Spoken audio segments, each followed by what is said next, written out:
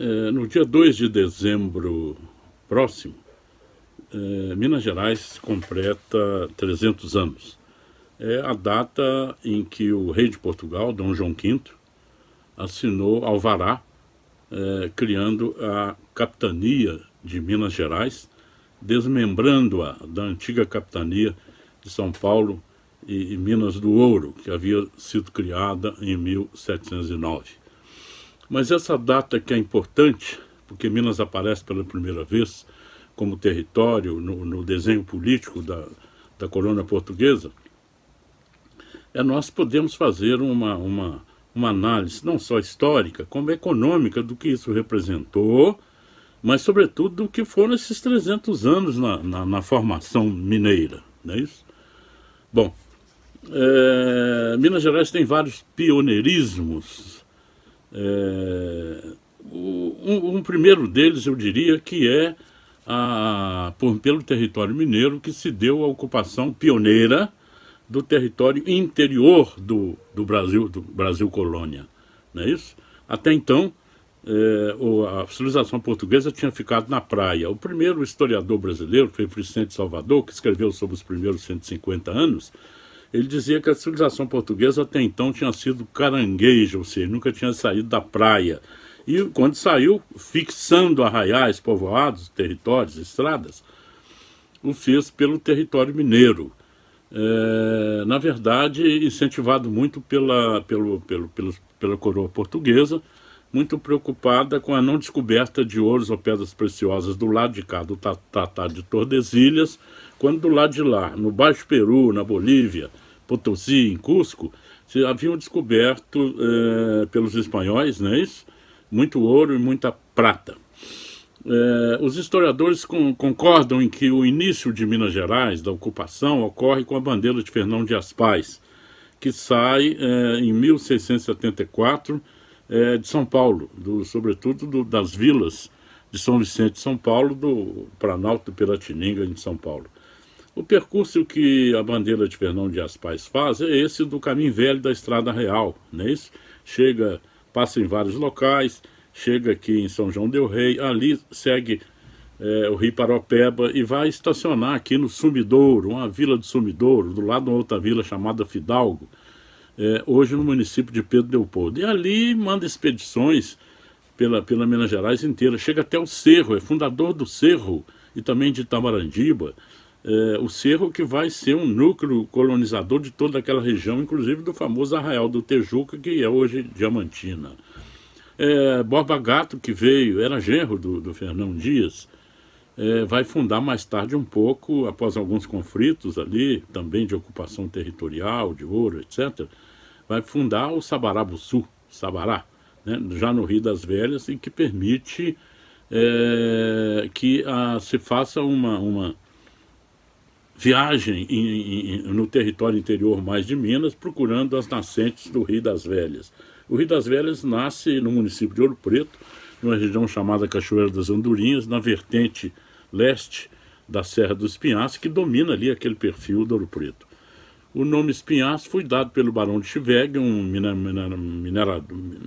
cientista, mineralogista alemão, que veio para o Brasil com Dom João VI em 1808, que examinou profundamente, deixou muitas coisas importantíssimas escritas sobre o potencial mineral de Minas Gerais, né, em que ele dizia que a Serra do Espinhaço era uma espinha dorsal de Minas Gerais, né, nasce ali perto abaixo de Mariana, atravessa Minas Gerais inteiro até o sul da Bahia. A Serra do Espinhaço, Serra de Ouro Preto, como chama Capanema, tem vários nomes conforme vai mudando de região. Ela é toda aurífera e ferrífera, não é isso? E junto com o Rio das Velhas, que o serpenteia lateralmente naquela região de Ouro Preto, são as duas vias geográficas, ou os dois acidentes geográficos, que vão marcar muito a ocupação inicial do território mineiro. Bom,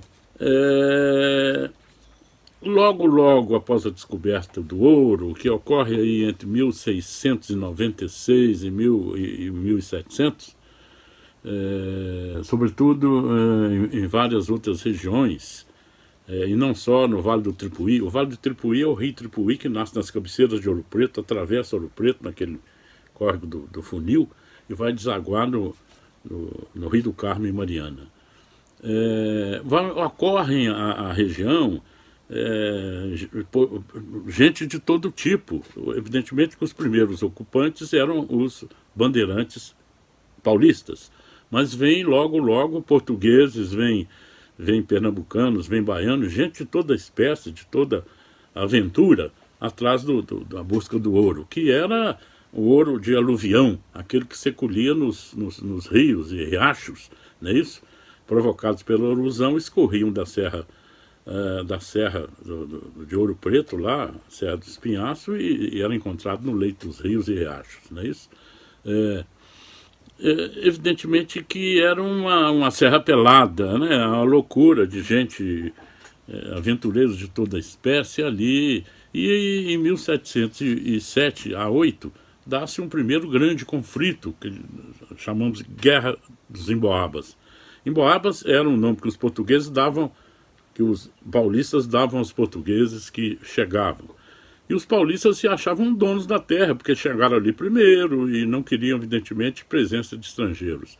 Foi a Guerra do Emboaba, começou ali em Caeté, passou por Santa Luzia, Sabará, veio parar em Cachoeira do Campo, no território de Ouro Preto. Dali se travaram, em Cachoeira do Campo se tem notícia de um combate de 300 pessoas. E Manel Nunes Viana, um português, que era morador de Caeté, foi eleito naquela igrejinha ali de Cachoeira do Campo, hoje matriz de Nossa Senhora de Nazaré, como o primeiro governador eleito pelo povo de Minas Gerais, ou seja, pelos emboabas vitoriosos nessa batalha contra os paulistas ali em Cachoeira do Campo.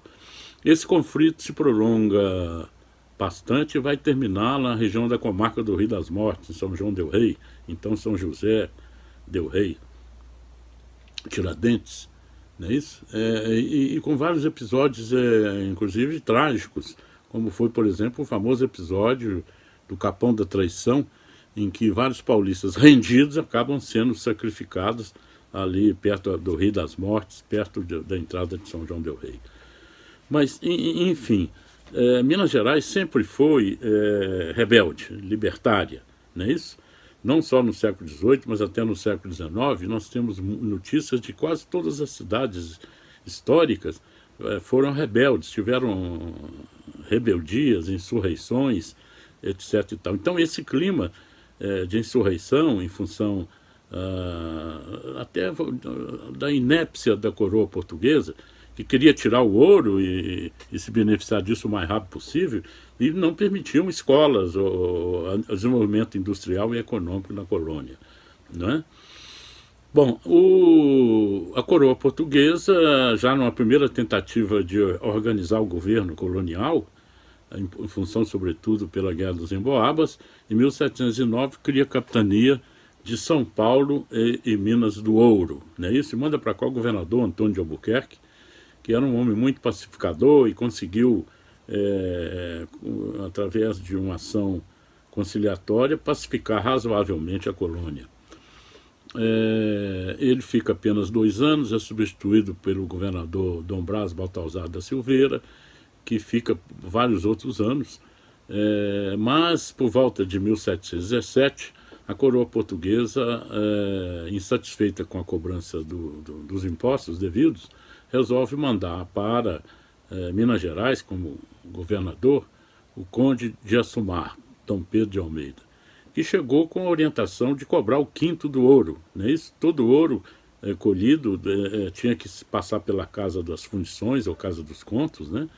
E ser quintado, um quinto ficava como imposto para a coroa portuguesa. Ele tinha que ser fundido e se tirava um quinto para imposto da coroa portuguesa. O conde de Assumar traz essa orientação fundamental de impor a cobrança do quinto, implantar as casas de fundição, não é isso? E até então uma coisa muito solta, muito contrabando, etc. e tal. Evidentemente encontra forte reação. Ele vem inicialmente para Mariana, então a vila de Nossa Senhora do Carmo, em 1711, a coroa levou Mariana à vila, Sabará e Vila Rica. E lá assume um casarão belíssimo, que está lá, muito antigo, que hoje nós chamamos de Palácio do Conde de Assumar, que aliás está sendo restaurado só agora, estava muito mal, ali contíguo à Praça Tiradentes, atrás da atual Igreja de São Francisco, restaurado pelo projeto Monumenta. E lá em Mariana ele sofreu grave restrição também, quase que foi preso lá. Ele refugiou-se em Vila Rica, que ficava perto, 11, 12 quilômetros de Mariana, e lá reorganizou-se com as forças policiais que tinha, no sentido de enfrentar essa rebelião. Foi aí que teve que tomar medidas duras de conter essa rebelião, né? O principal episódio que envolvido nessa resistência era chefiado por um português, mas que já estava há 8, 9 anos em Vila Rica, Felipe dos Santos, que é tido como o primeiro mártir mineiro nas lutas libertárias, não é isso? Ele foi preso e executado com consentimento ou conhecimento ou ordem do Conde de Assumar, né? Não se sabe se em Cachoeira do Campo, onde ele liderou uma sublevação, ou se chegou aí preso para Vila Rica. E o Conde de Assumar prendeu muito mais gente, mineradores que estavam resistindo. Teve que mandar incendiar aquele morro ali ao lado de Ouro Preto, nas escarpas ali da Serra do Ouro Preto, porque ali mineravam dezenas de pessoas, e o morro ficou conhecido como Morro da Queimada, tem esse nome até hoje. O Conde de Assumar conseguiu, evidentemente, controlar a situação, mas teve que agir com muito rigor. E depois sofreu condenação e reprimendas da coroa portuguesa, não é? E ficou não muito mais do que 2 anos como governador da então autônoma capitania das Minas Gerais. Mais tarde, Assumar escreve, ou supostamente escreve, é atribuída a ele a autoria de um documento que ele denominou de Discurso Histórico e Político sobre a sublevação nas Minas que houve no ano de 1720, em que ele tenta explicar por que teve que agir com muito rigor, não é isso? Para dominar essa sublevação. Esse documento, nos primórdios de Minas Gerais, é muito importante exatamente para explicar esse caráter rebelde, esse caráter libertário, o caráter belicoso dos primeiros habitantes das Minas, não é isso? E o Assumar usa, inclusive, termos muito bravos para dizer que os habitantes das Minas eram indomáveis, Minas era uma tumba da paz, Minas Gerais era sempre irrequieta e amotinada, um inferno, enfim. Esse documento está editado pela Fundação João Pinheiro, faz parte da coleção Mineriana e é um documento importantíssimo. Bom, aí então é que, na tentativa, mais uma vez, de organizar o governo colonial, de dar consistência à cobrança do quinto, implantando as casas de fundição, é que o Assumar pede então ao então rei Dom João V um alvará criando a capitania das Minas do Ouro, não é isso? O nome Gerais só vai surgir por volta de 1732, quando se dá também a ocupação das Gerais, né? Minas Gerais, você tem as Minas, a região território das Minas, que é o território primeiramente ocupado de Minas Gerais, né? O território mineral, né? E as Gerais, que mais tarde, inclusive, com o início da exaustão das minas, há uma expulsão da região de mineradores, que vão se transformar em agropecuária, onde as Gerais.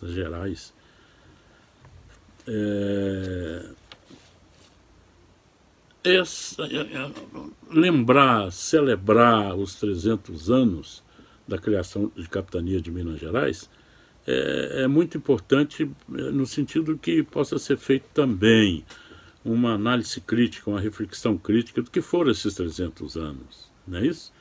Minas deve seu nome e sua origem à mineração. É o primeiro ciclo do ouro, né? Ou de pedras preciosas um pouco mais tarde, naquela região do Cerro Diamantina, que a partir de 1727 se começa a descobrir o diamante. E a coroa portuguesa, mais uma vez, foi rigorosa, cercou o distrito diamantino, você não podia entrar nem sair, sob rigorosa observação. E o Diamantina tem, por isso, até hoje, uma civilização muito própria, algumas características de sua população, de sua história, da sua cultura, em função disso.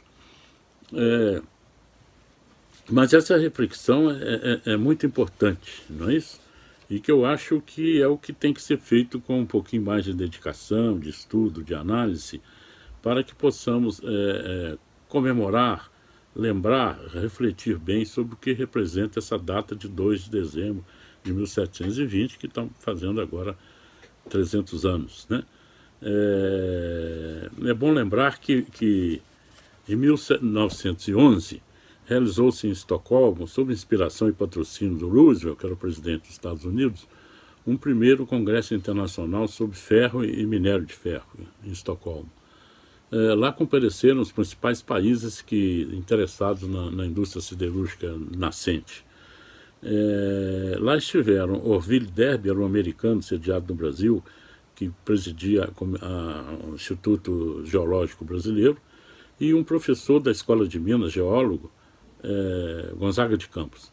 Esse Gonzaga de Campos tinha feito um estudo importante sobre o quadrilátero ferrífero de Minas Gerais e apontava que aqui nesse território, no quadrilátero, nós tínhamos aí 3 bilhões de toneladas de minério de ferro da melhor qualidade. Hoje, os estudiosos aí, os engenheiros de Minas e geólogos dizem que nós temos 80 bilhões, fora, evidentemente, o quadrilátero, avançando até para o norte de Minas, Serra do Cipó, etc. E tal. Bom, isso deu uma corrida, né, em busca de jazidas de minério de ferro aqui. Os alemães, por exemplo, compraram ali, pelo grupo da Rostov Handel, Congonhas ali, que tem minério, até hoje é da Vale, quase todos, mas ali... os franco-belgas compraram aquela região de Mariana, implantaram a Samitre, a Samarco, não é isso? E que gerou hoje toda essa intensa mineração que tem naquela região toda, não é isso? Os ingleses compraram Itabira, o Pico do Cauê, depois Conceição, depois Pissarrão, tudo isso, né? Em 1911 também, ou pouco depois. Os americanos compraram Itabirito, essa região do Pico de Itabirito, e longa terras, que chegando inclusive até aqui em Águas Claras, porque depois o grupo americano que ainda explorava Itabirito comprou as terras da Morro Velho, que tinha se instalado desde 1832 aqui em Nova Lima, não é isso? Com a Santa Del Rey Mining Co. E hoje os americanos ainda tentaram, em conluio com a empresa mineira, a empresa brasileira, a famosa MBR, né, a Serra do Curral, que começaram a desfigurar, inclusive, o perfil da Serra do Curral, com as jazidas de Águas Claras, só foram impedidas, né, em 1976, com um artigo muito vigoroso no Jornal Estado de Minas, do Carlos Drummond de Andrade, denominado Triste Horizonte, em que ele dizia que ele foi embora para o Rio de Janeiro em 1934, e ele dizia que nunca mais voltará, e realmente não voltou a ver Belo Horizonte, que ele dizia que não valia a pena ver, porque os ados das igrejas tinham virado comércio, virado estacionamento, e a Serra do Curral, que ele via sempre, estava com o perfil sendo alterado, o que alterou mesmo, até hoje ainda sente uma parte lá. Depois, esse artigo causou uma grande repercussão, e a mineração resolveu poupar a linha do horizonte da Serra do Curral. Então, essa corrida definiu muito o perfil econômico de Minas Gerais aí em todo o século XX, não é isso? Mas é bom lembrar que Portugal, Dom João VI, quando veio para cá em 1808, veio protegido pela esquadra inglesa, não é isso? Porque as tropas francesas de Napoleão, as tropas do Marechal Junot de Napoleão chegaram no porto quando ainda conseguiu ver os navios da esquadra que trouxe Dom João VI para o Brasil. Falam, inclusive, que ele só viu os navios, e a expressão de ficou a ver navios, não é isso? Dom João VI, evidentemente, vindo protegido pelos ingleses, abriu o século XIX inteiro para os ingleses. A abertura dos portos teve também esse sentido. Nós tínhamos 18 minas de ouro no século XIX, aqui em Minas. As três mais famosas, vamos dizer assim, a mina de Morro Velho, a mina da Passagem Mariana, né, e Congo Soco, todas de capitais ingleses, já num capitalismo industrial inglês muito mais avançado do que as picaretas dos escravos que abriam as minas que estão lá em Ouro Preto até hoje. Então, Minas Gerais vive hoje uma crise financeira, crise econômica, crise social, não é isso? Minas empobreceu, está empobrecendo, mas tem subsolo riquíssimo, riquíssimo, não é? Eu acho que essa comemoração dos 300 anos de Minas, da autonomia de Minas, né, tem que se fazer necessariamente com uma reflexão sobre o que foram esses 300 anos do ponto de vista das riquezas de Minas, não é isso? O caso de Itabira é extremamente exemplar disso tudo, né? Os ingleses queriam levar o minério de ferro, adquiriram também não só o Pico do Cauê, mas também a Estrada Vitória Minas, para levar até o embarcador no Porto Tubarão, no Espírito Santo, como faz até hoje a Vale do Rio Doce. Getúlio Vargas foi que fez essa reação, seguindo muito o exemplo mineiro do pessoal da Escola de Minas, que reagiu num princípio nacionalista, mas o governador Arthur Bernardes, de quem é aquela frase que minério não dá duas safras. Getúlio negociou com os capitais ingleses, negociou com os Estados Unidos, do Brasil participar do esforço de guerra contra o eixo nazista, não é isso? E criou a Companhia Vale do Rio Doce em 1942, não é isso? Como também criou a CS, Companhia Siderúrgica Nacional, que minera até hoje ali em Congonhas, para participar com capitais. Os ingleses doaram grande parte das terras, e o Exim Bank forneceu recursos para implantar a CSN. Getúlio, portanto, devemos muito a Getúlio essa posição nacionalista, como Arthur Bernardes, né, de defesa da mineração mineira, e fazendo com que não fosse só exportado o minério de ferro, mas que gerasse investimentos aqui na indústria de transformação, não é? Enfim, essa mais ou menos é uma síntese da história desses 300 anos da criação da capitania de Minas Gerais, não é isso? E que eu repito, enfatizo, que era preciso ser comemorado com alguma reflexão sobre o que foram esses 300 anos do ponto de vista econômico. Eu diria que, como alguns historiadores, de que a história econômica de Minas são círculo de espoliação. Espoliação primeiramente do ouro, depois pedras, até hoje pedras, tá aí, e o ciclo do minério de ferro, que eu acho que poderia ter dado uma retribuição maior a Minas Gerais.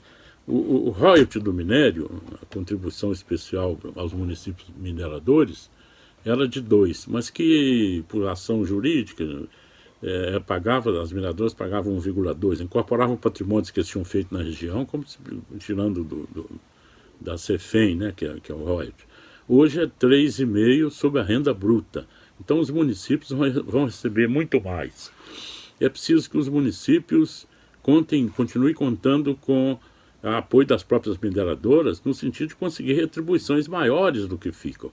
Hoje a tonelada do minério de ferro está perto de $120. E hoje a siderurgia se faz muito com esses pellets, né, pelotas, que é uma redução primária do minério de ferro, que vale muito mais do que o minério bruto no mercado internacional, não é isso? E até para tratar a questão da ambiental, né, para não ocorra mais rompimentos como ocorreu em Mariana, como ocorreu em Brumadinho, e que ainda temos várias barragens por aí, não é isso? Então, na Associação Comercial Industrial de Minas, Empresarial de Minas, no início de março, nós fizemos uma grande reunião comemorativa dessa data, e elaboramos um programa grande de comemorações, com apoio de toda a diretoria, de vários órgãos, governo do estado, etc. Foi uma grande reunião em que o presidente colocou essa questão. Mas infelizmente veio a epidemia e esse programa ficou parado. Hoje estamos propondo que retome-se as comemorações, para não perder o ensejo, no ano que vem. Seria Minas 300 mais um, não é isso? Porque a data é importante não por uma celebração meramente histórica, mas porque enseja com muita objetividade, etc. e tal, com a leitura mais dinâmica, mais moderna, mais importante, aos 300 anos da formação mineira. Não é isso? Que tem vários outros episódios que precisam de ser relembrados, criticados, os diversas ações que porventura precisam ainda ser feitas para Minas Gerais se tornar mais independente, mais autônoma. Essa que é a verdade. Então eu acho que a comemoração do 2 de dezembro, né, que é a data do alvará do rei Dom João V, que separou a Minas Gerais da capitania de São Paulo, tem esse sentido contemporâneo, essa mensagem contemporânea, né, de ensejar um programa que possa também falar do que foi essa luta dos mineiros nesses 300 anos, sobretudo na área de mineração, que tem os seus diversos ciclos de espoliação, como interpretam alguns historiadores, não é isso? Minas deve seu nome, sua origem, a mineração, ainda é, no momento, altamente dependente da mineração, e eu acho que essa data tem que ser celebrada, mas também lembrada como algo importante, que não só na sua origem, né, que é uma luta por autonomia da rebeldia mineira, seja colocada na realidade de hoje. Ok, muito obrigado.